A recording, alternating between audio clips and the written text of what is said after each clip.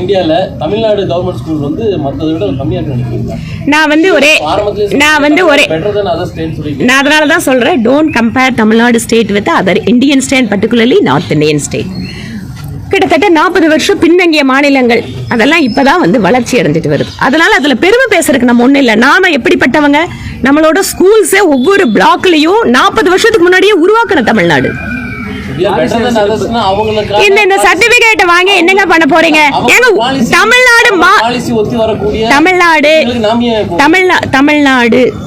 தமிழ்நாட்டோட இலக்கை நீங்க உயரமா வச்சு அதை நோக்கி நகருங்க. நீங்க சொல்லுங்க தம்பி, நீங்க சொல்லுங்க தம்பி.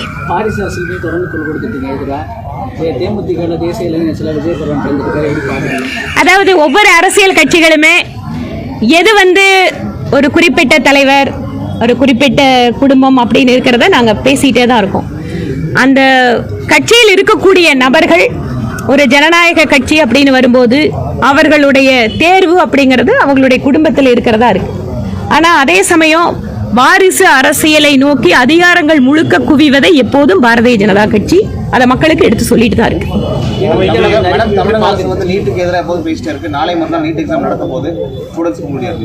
தமிழ்நாட்டில் இருக்கக்கூடிய பெற்றோர்கள், நீட் எக்ஸாம் எழுதக்கூடிய மாணவர்கள் ஒவ்வொரு வருஷமே தமிழ்நாட்டில் அதிகரிச்சுட்டே வராங்க.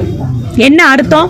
நீட் எக்ஸாமினேஷனை இன்று குழந்தைகள் ஏற்றுக்கொள்ள ஆரம்பித்து விட்டார்கள். இரண்டாவது, தேர்ச்சி விகிதம். நீட் எக்ஸாம்ல தேர்ச்சி விகிதம் என்பதும் தமிழ்நாட்டில் நல்லா இருக்கு. ஆக இன்னைக்கு நீட் அப்படிங்கறத சமுதாயத்துல எல்லாரும் ஏத்துட்டாங்க. இன்னொரு முக்கியமான ஒரு பாயிண்ட் இதுல என்னன்னா, சாதாரணமாக இருக்கக்கூடிய அரசு பள்ளி மாணவர்கள், ஏழை விவசாயிகள், குடிசையில் வசிக்கின்ற குழந்தைகள் மருத்துவமனைக்கு செல்வதற்கு கூட தயங்குகின்ற கால்கள் இன்று மருத்துவராக தங்கள் குழந்தைகளை பார்க்கின்ற சூழலை நீட் உருவாக்கி இருக்கிறது. அதனால நீட் என்பது தமிழகத்தில் இப்போது அனைவராலும் ஏற்றுக்கொள்ளப்பட்ட ஒன்றாக இருக்கிறது. இது திமுகவுக்கும் கூட்டணி கட்சிகளுக்கு மட்டும்தான் அரசியல் பிரச்சனை, மற்றபடி இது மக்களுக்கான பிரச்சனை இல்லை. உங்களோட கேள்விகள் முடிஞ்சது சார். வேற யாராவது புதுசா கேட்கறவங்களுக்கு சொல்லுங்க. சொல்லுங்க தம்பி. கோவை மாவட்டத்திற்கு மீண்டும் வந்து பொறுப்பு அமைச்சர் இல்லாத ஒரு நிலை வந்திருக்கு. இதை பத்தி யோசிக்க வேண்டியது திமுக. ஏனென்றால் இல்ல, இது வந்து கோயம்புத்தூருக்கான பொறுப்பு அமைச்சர் மட்டும் இல்லைங்க. நம்முடைய மரியாதைக்குரிய முதலமைச்சர் அவர்கள் தன்னுடைய அமைச்சரவை சகாக்களை மாற்றிக்கொண்டே இருக்கக்கூடிய சூழல் வரும் காலத்தில் இன்னும் அதிகமாக நடக்கும். அடுத்து வரக்கூடிய சட்டமன்ற தேர்தலுக்கு முன்பாக தமிழக அமைச்சரவையில் இருக்கின்ற எத்தனை அமைச்சர்கள் அவர்கள் அமைச்சருங்கிற அடைமொழி இல்லாம மக்களை சந்திக்க போறாங்க, இல்ல மக்களையே சந்திக்க முடியாத சூழல் வருமானு பாருங்க ஒரு வருஷத்துல. நாங்க வார்னிங்கும் சொல்லல, த்ரெட்டனிங்கும் பண்ணல. நீங்க செஞ்ச செயல்களுடைய விளைவை நீங்கள் விரைவில் பார்க்க போகிறீர்கள் அப்படிங்கறதா எங்களோட கருத்து. நாங்க யாருங்க த்ரெட்டன் பண்றதுக்கு? நாங்க யாருங்க வார்னிங் பண்றதுக்கு? நாங்க மக்கள் கிட்ட அவேர்னஸ் கிரியேட் பண்றோம், விழிப்புணர்வு உருவாக்குறோம். பாருங்க, திமுக அமைச்சரவையில எத்தனை பேரு வழக்குகள் சம்பந்தப்பட்டிருக்கவங்க, தண்டனை பெற்றவங்க, எத்தனை பேருக்கு மேல ரெய்டு நடந்துட்டு இருக்கு. அதனால முதல்வர் சொல்றாங்க பாஜகவோட துணை அமைப்பு இடி ஐடி அப்படிங்கறாங்க. இது என்ன இப்பவா சொல்றாங்க? அவங்க மேல வந்தா மட்டும் அது பாஜக துணை, இப்ப வேற யாராவது வேலை பண்ணா? அதிமுக அமைச்சருடைய வழக்குகள் நிறைய முடிச்சு வைக்கப்பட்டிருக்குது. அதே மேல நடவடிக்கை எடுக்காம திமுக அமைச்சருடைய பழிவாங்க. இந்த ஒவ்வொரு வழக்குமே அவங்கவங்க நீதிமன்றத்தை சந்திக்கிறாங்க, நீதிமன்றத்துல அவங்களோட தரப்பை சொல்றாங்க. திமுக அமைச்சர்களும் நீதிமன்றத்தின் வாயில என்ன நீதி இருக்குதோ வாங்கட்டும்.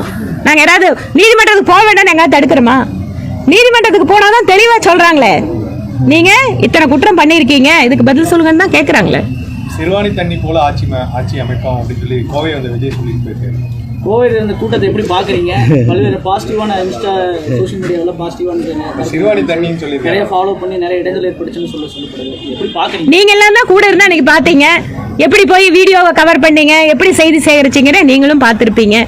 ஒரு அரசியல் கட்சி, அதுவும் குறிப்பாக ஒரு சினிமா பின்புலத்தோடு வரக்கூடிய நபர் அப்படிங்கிறது நேச்சுரலாவே எல்லாத்துக்கும் ஒரு சினிமா நடிகர் வரும்போது பார்க்கறதுக்கு அப்படிங்கிறது ஆர்வம் இருக்கும்.